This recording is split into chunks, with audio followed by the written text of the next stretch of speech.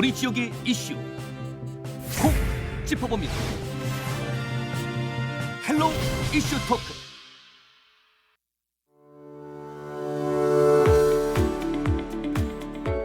이슈 토크입니다.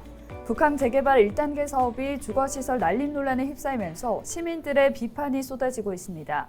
랜드마크 부지와 복합 환승센터 건설 예정지에 주거 숙박시설이 포함되면서 사업의 취지가 퇴색하고 있다는 건데요. 논란이 되고 있는 부분은 무엇인지, 또 공공성을 확보하기 위한 방안은 없을지 자세한 이야기 나눠보겠습니다. 도한영 부산경실련 사무처장과 함께합니다. 어서 오십시오. 네. 네, 북한 재개발 사업을 둘러싼 논란이 끊이지 않고 있습니다. 주거시설의 난립으로 사업이 방향성을 잃으면서 시민과 멀어지고 있는데요. 이 사업의 본래 취지는 무엇입니까?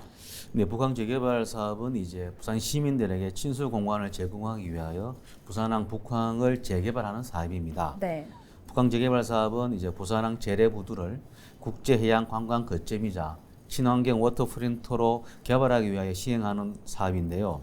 부산광역시 동구와 중구 일대의 국제 여객부두라든가 중앙부두, 1에서 4부두 일원으로 1단계 사업과 2단계 사업으로 나누어 개발할 예정에 있습니다. 현재 1단계 해당 사업 시행자는 부산항만공사이고요. 2단계는 부산시를 중심으로 한 컨소시엄이 형성되어 진행될 예정에 있습니다.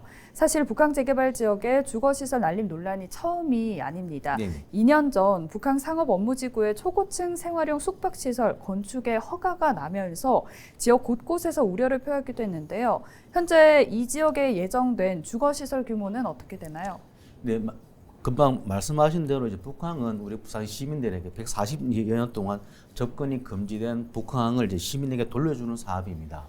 그런데 이제 그런 취지가 무색하게 네. 지금 북항 재개발 1단계 지역 안에 이제 생활형 숙박시설 등 주거와 숙박시설이 많이 지금 들어서고 있고 들어설 예정에 있습니다. 네. 좀 더 자세히 말씀을 드려보면요. 상업업무지구 현재 입주가 끝난 협성 마리나 G7에 이제 1027실이 있고요. 그리고 지금 공사가 진행 중인 롯데 더캐슬 드메러가 1221실 규모가 되어 있고, 그리고 지금 여기에 더해서 아직 규모가 결정되지는 않았습니다만 더케도 있습니다. 그러니까 결국은 상업업무지구 D1, D2, D3 지구 모두 초고층 생활형 숙박시설이 들어설 예정이고요. 이뿐만이 아닙니다. 복합환승센터에도 생활형 숙박시설이 1000세대 가까이가 지금 들어서고 있을 예정이고요. 네. 이미 밝혀졌지만은 1단계 재개발 부지의 앵커 시설, 핵심 시설인 랜드마크 부지에도 주거와 숙박시설이 최대 40% 정도 들어설 예정이기 때문에 앞서 말씀드린 대로 북한 재개발 사업이 국제해양관광도시, 시민 친수 공간의 의미는 퇴색되고 있고 북한 재개발 사업이 단순 주거 복합 단지로 전락할 위기에 처했다고 말씀드릴 수 있을 것 같습니다. 네, 이 지역에 들어올 예정인 주거 숙박시설 규모가 꽤 큰데요. 부산항만공사는 랜드마크 부지와 관련해 2020년 하반기부터 현재까지 마스터 플랜 용역을 진행하고 있습니다. 아직 확정 단계는 아니지만 지난달 부산경실련이 주최한 정책 토론회에서 중간 용역 결과가 공개됐는데요. 어떤 내용들이 담겨 있었나요? 일단 좀 간략하게 좀 말씀을 드려보겠습니다. 일단 마스터 플랜은 이제 부산 항만공사가 진행 중인 용역 안에는 마스터 플랜을 보면은 일단은 그 특별계획구역으로 지정을 좀 하고 있습니다. 네. 특별계획구역을 지정한 거는 창의적인 개발 형태를 한번 만들어 보고자 이렇게 하고 있고요. 그리고 고도에 대한 높이 제한이 없는 상태에 있습니다. 그리고 이제 원도심에서 통경추 확보, 즉 이제 원도심 조망권이라든가 스카이라인 등을 고려하고 있고 사업성과 공공성의 균형적인 대안 도출을 지금 부산 항만공사는 얘기를 하고 있습니다. 그리고 이제 부산 항만공사가 제시하고 있는 랜드마크 부지의 마스터 플랜은 복합형 컴팩트 시트라고 이름을 좀 붙이고 있는데요. 네. 기본 구상을 보면은 업무 시설이 전체 40에서 한 55% 정도 차지하고 관광 및 숙박 시설이 10에서 15% 정도, 그리고 주거가 20에서 25% 정도, 그리고 상업 판매가 10에서 15% 정도, 그리고 기타 문화 운동 등에서 한 8에서 16% 정도 제시를 하고 있습니다. 이 중에 이제 논란이 되고 있는 지점이 바로 주거와 숙박인데요. 네. 최대 40%까지 비중을 차지하고 있습니다. 숙박은 지금 논란이 되고 있는 생활형 숙박 시설이 도입될 것으로 예상을 하고 있고요. 주거는 아래층은 상가 건물, 위층은 아파트가 되는 이런 형태로 지금 공동주택이 들어설 예정입니다. 그래서 북한 1단계 앵커 시설인 랜드마크 부지에 주거와 숙박 시설이 다수 상당수가 들어서고 있고요. 사실 이건 좀 있을 수 없는 일이라고 좀 보여집니다. 결국은 랜드마크 부지에 생활형 숙박 시설이 들어선다는 것은 북한 재개발 사업 취지에도 무색하게 되는 기본적인 그 기본 원칙 방향과 네. 취지에 어긋나기 때문에 반드시 좀 철회돼야 될 거라고 좀 보여집니다. 북한 재개발 지역의 주거 시설은 현재도 이미 과잉 상태라고 볼 수 있을 것 같습니다. 네. 거기에다가 초고층 숙박 시설은 산복도로의 조망권까지도 네, 해칠 맞습니다. 것 같은데 예. 주거 시설과 상업 시설이 대규모로 들어설 경우에 어떤 부분에서 우려가 되나요? 아무래도 이제 금방 말씀드린 대로 이 상업 업무 지구 같은 경우도 마찬가지인데 대부분 다 이 주거 시설 높이가 상당히 높습니다. 네. 그렇기 때문에 산복도로에서도 이제 이 북한 바다를 볼 수 없는 지금 정도가 되고요. 산 정상에 갔을 때만이 바다를 조망할 수 있습니다. 네. 그리고 이제 복합 환선 센터 역시 마찬가지입니다. 그리고 상업 업무 지역을 하면은 기본적으로 상업 시설과 어떤 그 상업 기능을 할 수 있는 시설들이 도입이 돼야 되는데 여기서 지금의 상황으로 본다라면 거기에서 주거하고 있는 분들의 어떤 편의생활 시설 정도로 전락될 가능성이 있기 때문에 상업 업무 지구의 기능 자체가 지금 퇴색될 거라고 좀 보여집니다. 네. 복합 환승센터 역시 그 기능, 환승이라고 하는 대중교통들의 어떤 환승 교통 환경에 대한 이것 중심보다가도 생활형 숙박 시설이 60% 정도 가까이 들기 때문에 어쩌면 그 기능 역시 좀 맞지 않다라고 좀 보여지고요. 앞서 말씀하신 대로 높이가 상당히 높기 때문에 결국은 바다에 대한 조망권들을 거기에 살고 있는 일부 주민들의 어떤 공간으로 전락될 위력가 여지가 있기 때문에 실질적으로 이러한 문제들이 좀 많이 발생한다 할 수 있을 것이고 결국은 북한은 우리 부산 시민 뿐만이 아니라 관광객들 함께 누구나 누릴 수 있는 공간이 되어야 되는데 어쩌면 일부 주민들의 어떤 공간으로 전락될 가능성이 있기 때문에 이러한 문제점들이 좀 있지 않겠는가라고 좀 보여집니다. 네, 이런 주거 난개발 논란은 랜드마크 부지뿐만 아니라 말씀해 주신 것처럼 북한 복합 환승센터 부지에서도 문제가 되고 네, 있다고 맞습니다. 하는데요. 구체적으로 어떤 내용입니까? 예, 금방 말씀드렸지만 이제 북한 복합 환승센터 개발 사업은 이제 부산역과 부산항을 연계하는 거점 시설 마련이 목적입니다. 네. 그렇지만은 복합 환승센터의 환승 시설 면적 비율은 전체 연면적 대비 6%밖에 불과합니다. 반면에 생활형 숙박 시설 비율은 60%를 차지하고 있기 때문에 네. 이 생활형 숙박 시설 중심의 복합 환승센터가 되었다라고 말씀드릴 수 있을 것 같습니다. 결국은 이제 시민들은 이 복합 환승센터가 오피스라든가 오피스 기능 그리고 공공시설, 쇼핑몰 그리고 교통 편의 시설 등의 용도로 부산역이 유라시아 대륙의 시 종착적인 만큼의 그에 맞는 상징성 있는 환승센터를 기대하고 있지만 지금의 계획들은 그렇게 되고 있지 못하는 때문에 매우 안타깝다는 말씀 드릴 수가 있겠고요. 그리고 이제 문화라든가 집객시설 역시 그런 기대만큼의 되고 있지 못한 데서 좀 안타까운 이렇게 얘기를 좀 드릴 수 있을 것 같습니다. 네, 들을수록 본래 계획과는 맞지 네, 않다는 맞습니다. 생각이 드는데요. 네. 그러면 사무처장께서는 북한 복합 환승센터가 어떻게 만들어져야 바람직하다고 보시나요? 사실 이제 부산에 보면 아직까지 제대로 된 복합 환승센터는 지금 없거든요. 그렇기 네. 때문에 북한에 만들어지는 복합 환승센터가 어쩌면 부산의 제 1호가 될 수 있다라고 좀 보여집니다. 앞서 말씀드렸지만 부산역은 이제 유라시아 철도의 시발점과 종착역이 될 수가 있기 때문에 북한이 갖는 상징성을 고려한다라면 이곳에 제대로 된 복합 환승센터가 좀 반드시 필요하다는 말씀을 드리고 싶고요. 그리고 복합 환승센터에는 생활형 숙박 시설의 비중은 줄이는 대신에 네. 환승 기능을 더 많이 높이고 대중교통 수요를 늘리기 위해서 공공시설, 의료라든가 복지, 교육, 그리고 문화체육시설, 업무시설, 쇼핑 등 지원시설 더 늘려야 될 거라고 좀 보여집니다. 그리고 이제 UAM 플랫폼이라든가 전기차 충전, 공유차 및 PM 플랫폼 등 미래교통 플랫폼 시설을 적극 도입을 해서 생활형 숙박시설 중심의 복합 환승센터가 아니라 이제 복합 환승답게 되는 그런 계획들을 좀 반드시 좀 제시해 돼야 될 거라고 보여지고요. 아직까지 최종 허가가 나오지 않았기 때문에 부산시 동구청은 제대로 된 복합 환승센터 건립 계획이 민간 사업자가 제시해 올 때까지 절대로 승인을 해주면 안 되겠다고 이렇게 말씀드리고 싶습니다. 네. 북한 재개발 매각 대상 부지 중 절반 정도의 땅이 아직 매각되지는 않은 상태인데요. 맞습니다. 예. 사업이 민간에게 부지를 매각하는 방식으로 추진되고 있는 만큼 공공성을 확보하는 일이 쉽지 않을 것 같습니다. 미매각 부지의 공공성 확보를 위해서 어떤 방안들이 마련돼야 할까요?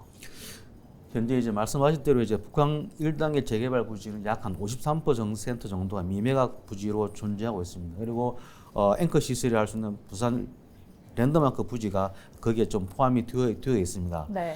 지금까지 매각된 부지들 보면 상업 업무지구라든가 복합환수센터 등 대부분 이제 생활용 숙박시설 문제로 지금 많은 논란이 되고 있습니다. 그렇기 때문에 미매각 부지에 대해서는 반드시 생활용 숙박시설이 그 안에 들어오면 안 된다는 것들을 분명히 좀 명기할 필요가 있겠고요. 또 하나는 숙박시설에 주거용 오피스텔을 넣을 수도 있기 때문에 이 부분 역시 허가가 되지 불허 용도로 명확하게 좀 제기할 필요가 있을 것 같습니다. 그리고 앞서 말씀을 드렸지만은 높이에 대한 제한을 둬야 됩니다. 현재 이제 상업 업무지구 건물 같은 경우는 높이가 최소 200m 이상이 넘어갑니다. 그래서 이 부분에 대해서도 반드시 제한을 두어서 둬야 될 거라고 좀 보여지고요. 네. 그리고 이제 매각 부지는 지금 랜드마크 부지를 포함한 해양 문화지구 그리고 IT 영상지구 등 매각 부지들이 지금 남아 있어. 그렇다면 이 지구들 즉 토지 이용 계획에 맞는 지구별 기능을 제대로 수립해야 될 것이다. 그렇다면 해양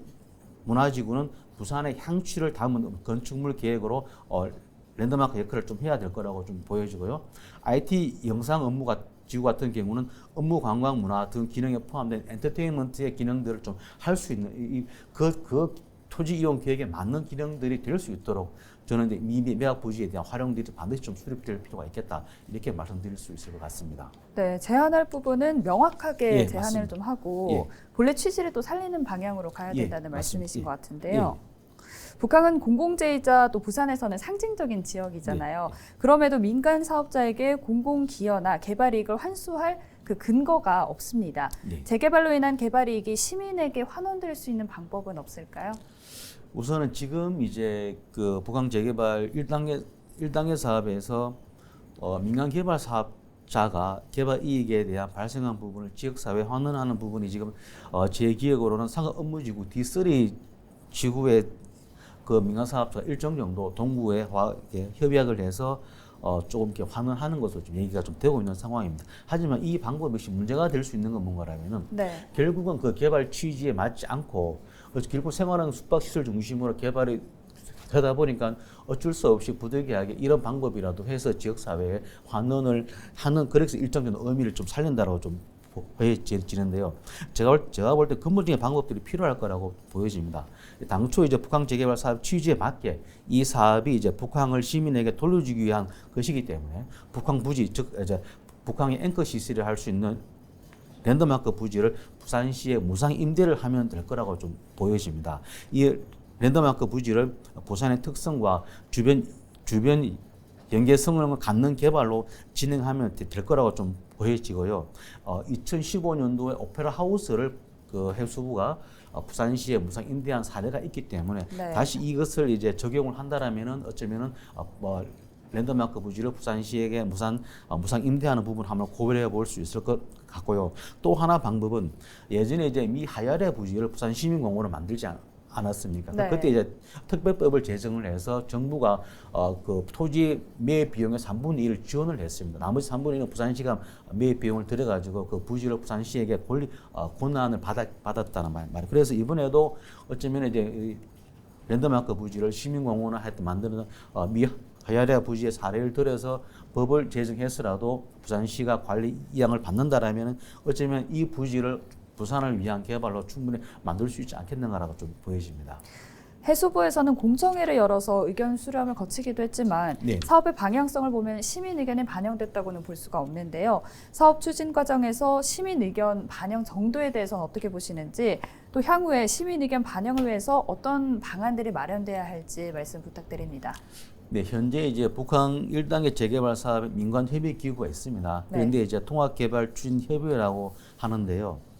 지금 여기에는 전문가와 시민사회가 일부 좀 참여하고 있습니다. 하지만 이 추진협의회가 자문기구 같은 성격입니다. 그렇다면 이를 좀 분명히 보완을 해서 민관 협치기구로 성화시킬 필요가 있다고 좀 보여집니다. 그리고 이제 시민 의견 반영이 그다지 잘 되었다라고 보기는 어렵습니다.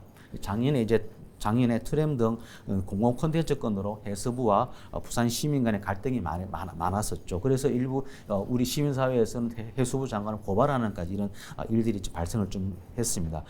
얼마 전에 이제 법제처에서 유권 해석을 내려서 트램 차량은 또 이제 해수부가 지원할 수 있는 것으로 이렇게 결정이 나섰죠. 작년에 지역의 시민사회는 이러한 계속적인 문제 제기를 했음에도 불구하고 해수부는 이를 받아들이지 않았습니다. 물론 이제 견해 차이가 있을 수 있지만 당시 해수부의 주장은 그다지 설득력도 없었고 상식적이지 않았다는 부분에서 이번에 확인이 되었죠. 결국 해수부가 이제 지금까지 1단계 어떤 그 사업 과정에서 보여진다라면은 지역사회의 여론 수렴 과정을 제대로 거쳤다라고 보기는 좀 어렵고요. 하지만 요 근래 최근에 이제 좀 해수부의 태도가 좀 변화되고 있는 부분은 있습니다. 그래서 일정 정도 긍정적인 측면이 있다라고 좀 보여지는데요. 네. 이후에 지금 1단계 매각 부지가에 대한 활용이라든가 운영 방안에 대해서도 해수부의 좀 전향적인 태도가 좀 반드시 필요하고 적극적인 소통의 자세를 좀 보여줬으면 좋겠다 이렇게 말씀드리고 싶습니다.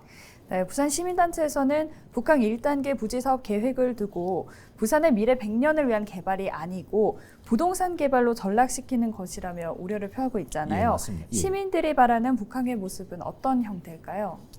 네, 북항 재개발 사업은 부산의 100년지 대개 사업입니다. 항만 기능이 쇠퇴한 북항을 시민에게 다시 돌려준다는 취지로 시작된 우리나라 최초의 항만 재개발 사업입니다. 시민들이 누구나 편안하게 바다를 거닐 수 있는 곳으로 만들어야 할 것이고요. 몇몇 사람이 누리는 공간이 아니라 부산 시민 누구나 쉽게 찾을 수 있는 곳으로 개발이 좀 되어야 될 거라고 좀 보여집니다. 삼복도로에서도 바다를 한눈에 볼 수 있고 원도심과 함께 성장하고 상생하는 재개발 사업이 되었으면 하고요. 북항이 전 세계에 자랑할 수 있는 동북아의 랜드마크로 지역으로 되면서 국제적 해양 관광 도시로의 면모를 가꾸었으면 하는 바람입니다. 그리고 북항 재개발 사업이 향후 부산 시민들이 관리 운영 주체가 되어서 시민이 참여하고 시민이 만드는 북항 재개발 사업이 되었으면 하는 바람입니다. 정부와 여야 정치권 모두 북항 재개발의 공공성을 주장하고 있는데요. 하지만 주거지 난립 논란이 지금 끊이지 않고 있잖아요. 북항 재개발 사업이 올바른 방향으로 가기 위해서는 부산시와 지역 정치권의 역할이 중요할 것 같습니다.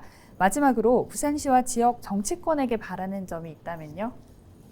네, 이제 앞서 말씀드렸지만은 이제 북항 랜드마크 부지를 부산시가 관리하기 위한 방법에서 특별법 제정에 대한 제가 말씀을 좀 드렸었고요. 네. 그리고 현재 지금 정치권에서 항만 재개발법 개정을 준비를 하고 있습니다. 내용을 잠시 말씀을 드려보면은 항만 재개발 행정 절차를 이제 일원화하자는 방안을 지금 검토 중에 있습니다. 항만 재개발 사업 계획이라든가 실시 계획의 어떤 지방 이양 등의 내용들도 담겨져 있고요. 반드시 좀 실현이 되었으면 하는 바람입니다. 또 하나는 북항 추진단의 위상을 강화할 필요가 있습니다. 네. 현재 북항 추진단은 해수부 항만국 내 과 단위로 이제 되고 있는데 그래서 이를 이제 2급 국장급으로 성격을 시키고 장관 직속으로 개편해서 힘을 실어주는 방안 역시 좀 적극적으로 검토할 필요가 있습니다. 그리고 이제 지금 사문화되어 있는 항만 재개발 사업 권한도 추진단으로 일원화하는 방법도 같이 모색할 필요가 있습니다. 좀 더 신속하고 효율적인 북항 재개발 사업 추진을 위해서는 항만 재개발 사업 권한을 북항 추진단으로 좀 일원화할 필요가 있다는 말씀을 드리고요. 마지막으로 부산시에 좀 한 말씀을 꼭 드리고 싶습니다.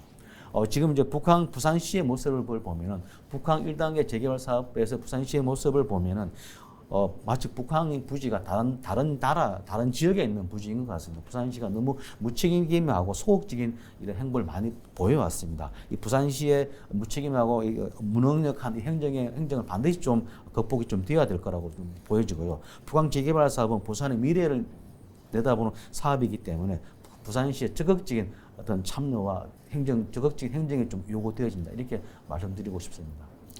네, 지금까지 주거시설 난립 논란에 휩싸인 북항 지역의 재개발과 관련해서 이야기 나눴는데요. 부산경실련 도한영 사무차장과 이야기 나눴습니다. 오늘 말씀 고맙습니다. 네. 부산 시민들은 북항이 초고층 빌딩만 가득한 주거단지로 전락하지 않을까 우려를 표하고 있는데요. 지금이라도 난개발을 막고 공공성을 확보하기 위한 세부적인 논의가 시급히 이루어져야 할 것 같습니다. 헬로 이슈 토크 오늘 여기서 마칩니다. 함께해 주신 여러분 고맙습니다.